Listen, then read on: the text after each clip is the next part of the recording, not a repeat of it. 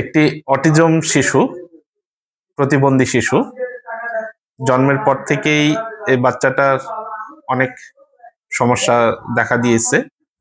বিশেষ করে বাচ্চাটা ঘাড় শক্ত করতে পারতো না, সোজা করতে পারতো না।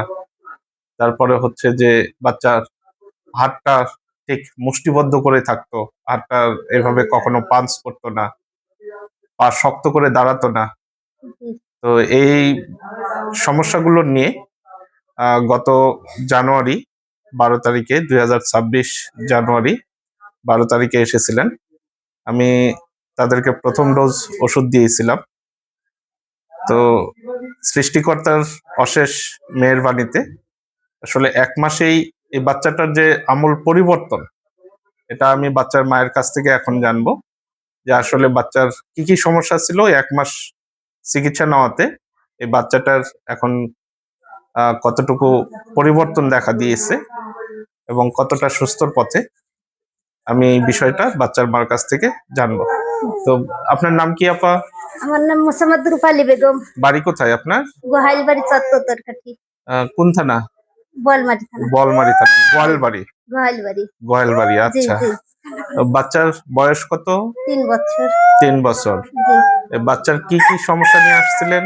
সমস্যা অনেক কিছু, বসতে পারতো না, খাওয়া দাওয়া ঠিক মতো করতে পারতো না, হাত এইভাবে মুট করে থাকতো, টান টান করতে পারতো না। এইভাবে এখন যদি কই যে বাবু হাত টান টান করে, তো একাই টান টান করে দাঁড়াতে। হ্যাঁ, জামা কাপড় পরাতে গেলি এইভাবে টান টান করতে বললি টান টান করে, আবার দাঁড়াতে গেলি পাওয়ারটা এরকম বাঁকা হয়ে যেত। বাঁকা হয়ে যেত? হ্যাঁ, বাঁকা, এরকম রগ, মানে রগ এরকম টাইনের ধরতে বুঝছেন। এখন আর কি সোজা বাবু পাউটা নিজের ইচ্ছাই ফেলায়, দাঁড়ায় এখন একা একা দাঁড়া করলে একাই সোজা বাবু ফেলে। আচ্ছা আচ্ছা, যাই হোক। হালকা টুই আছে আল্লাহ দিলি পরে।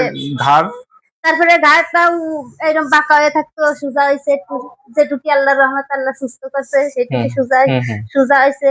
উপর করে ও উপর হতেই পারতো না, চিৎকার শুরু করতো। এখন একা একাই খাইতে উপর হয়, এ কাটি যায় ও কাটি যায়। আল্লাহর রহমতে অনেকটাই সুস্থ হয়েছে আমার বাচ্চাটা। আমি দোয়া করি আপনার জন্য, আমার জন্য আপনি দোয়া করবেন। অবশ্যই অবশ্যই, আমার বাচ্চার জন্য বিশেষ করে মনটা যেন দ্রুত সুস্থ হয়ে ওঠে। এখন আল্লাহর রহমতে 1 মাসে ওষুধ নিয়ে তাকে খুব দ্রুত সুস্থ করে ফেলে। উপকার পাইছি আপনার দ্বারা। তা এখন আমার বাচ্চা একটু সুস্থ, ভালো একটু সুস্থ। আশা করি আল্লাহ যেন আমার বাচ্চা। এখন মুখ দিয়ে লালা পড়ার কি অবস্থা? লালা আগের থেকে একটু কম। আগের থেকে কম? কম।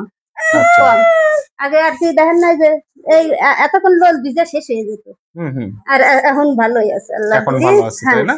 আগে তো লোল খাওয়া দাওয়া সবকিছু, আর আগে জানেন এরকম এইরকম হয়ে থাকতো।